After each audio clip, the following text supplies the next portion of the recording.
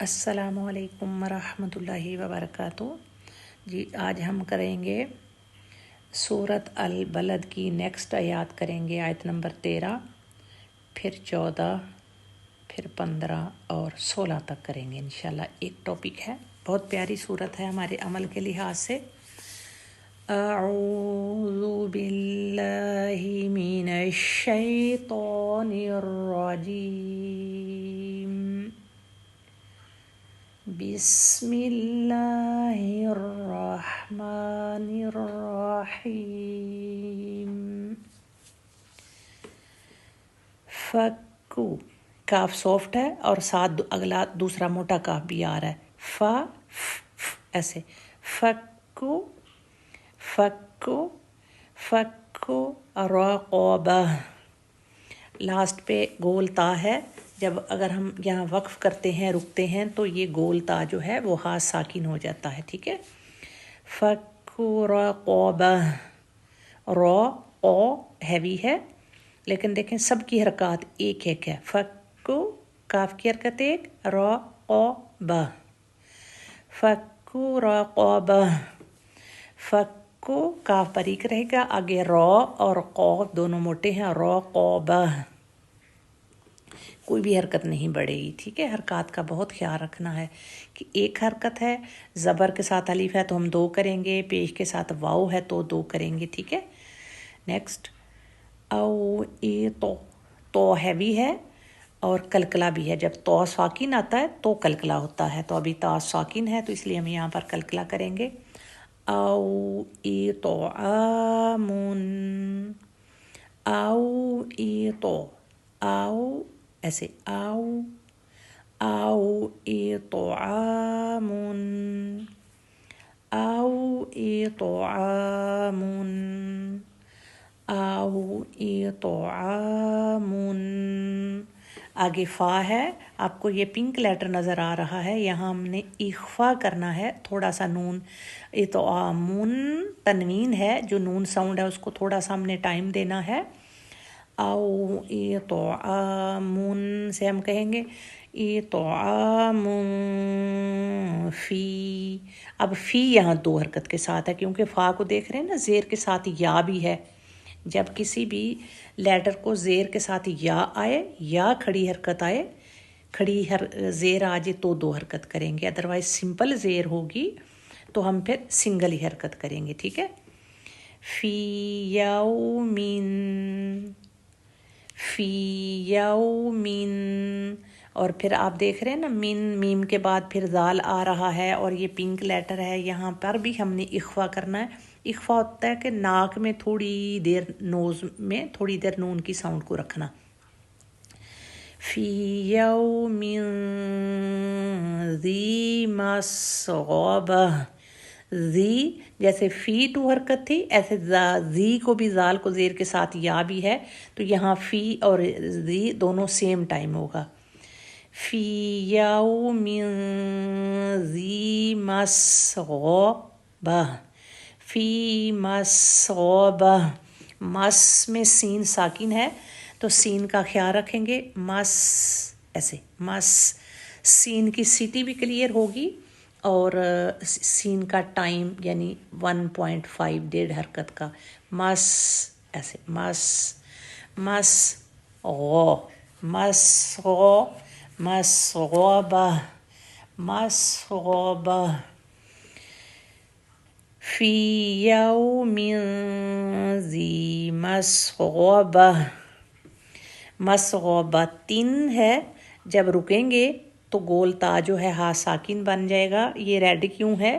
کیونکہ اگر ہمارا سانس اتنا لمبا ہے کہ ہم یہ پوری آیت بھی کمپلیٹ کر کے اگلی آیت کو بھی ساتھ ہی ملا سکتے ہوں، اس لیے آگے یا بھی ریڈ نظر آ رہا ہے، لیکن جب ہم نے یہاں پر رک جانا ہے تو یہ رول بریک ختم ہو گیا، کیونکہ ملانے کی صورت میں یہ ریڈ کلر ہے، ٹھیک ہے۔ تو ہم یہاں پر ایسے ہی پڑھیں گے، مسغبہ، او اطعام فی یوم ذی مسغبہ، غین ہیوی ہے، مسغبہ، یتیمن ذا مقربہ، یتیمن اوپر بھی تھا نا، یومن کے بعد دو زبر کے بعد زال آ گیا تھا، یہاں وہاں دو زیر کے بعد تھا، یہاں دو زبر کے بعد ہے، تو ایک ہی بات ہے، دونوں کو ایک ہی رول لگے گا۔ یتیمن ذا، زال کو زبر کے ساتھ الف ہے، اس لیے ذا کی ہم 2 حرکت کریں گے۔ یتیمن ذا قوف پچھلی آیات میں بھی دیکھا نا، قوف جب ساکن ہوتا ہے، قوف کے اوپر جو سائن ہے نا وہ دیکھیں بلو ہے، تو اس کا مطلب ہے قوف کلکلا ہے، نہ بھی بلو ہو تو اب ہمیں یاد ہو چکا ہے کہ قوف جب ساکن ہوتا ہے تو کلکلا ہوتا ہے، با جب ساکن ہوتا ہے تو کلکلا ہوتا ہے، اوپر تو ساکن ہے وہ بھی کلکلا ہے، ٹھیک ہے۔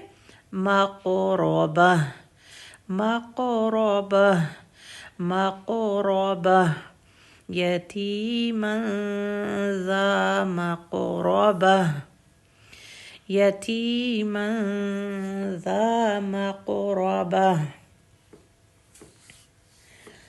یتیما ذا مقربہ، او مسکینا، او مسکی، اوپر مس تھا، یہ مس دونوں کو سیم سین کو پڑھیں گے، مس یا مس، او مسکینا، یتیمن کے بعد بھی زال آیا تھا، اور مسکینن وہ بھی 2 زبر کے بعد زال آیا، تو دونوں کو ایک ہی طرح سے پڑھیں گے، کیسے؟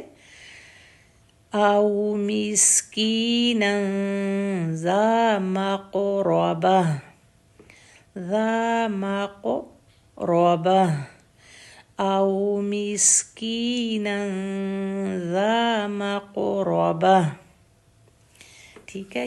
یہ بار بار پریکٹس کریں، کوئی کویشچن ہو تو آپ پوچھیں، ٹھیک ہے جی۔ اس کی بہت پیاری تفسیر ہے، اس کی آپ تفسیر اس کی سنیں، مختصر ترجمہ بتاتی ہوں، پچھلی آیات کے ساتھ ہی ان کا لنک ہے۔ اللہ تعالیٰ کہہ رہے تھے نا کہ پھر بھی اس کو 2 آنکھیں دیں، ہونٹ دی، زبان دی، 2 راستے بھی دکھائے، پھر بھی وہ گھاٹی پر نہ چڑھا، کیا پتہ گھاٹی کیا ہے۔ تو اب اللہ تعالیٰ کیا کہہ رہے ہیں کہ گھاٹی یہ ہے، یعنی چڑھائی پر چڑھنا، بلندی پر چڑھنا، اپنے آپ کا رتبہ بلند کرنا، اس میں کیا ہے؟ فک رقبہ، یعنی کسی کی گردن کا چھڑانا، یعنی کسی غلام کو خرید کر آزاد کرنا، کسی کا قرض اتار دینا، کوئی مشکل میں ہے تو اس کی ہیلپ کر دینا، تو یہ ہے فک رقبہ، کہ کسی کو مشکل سے چھڑانا۔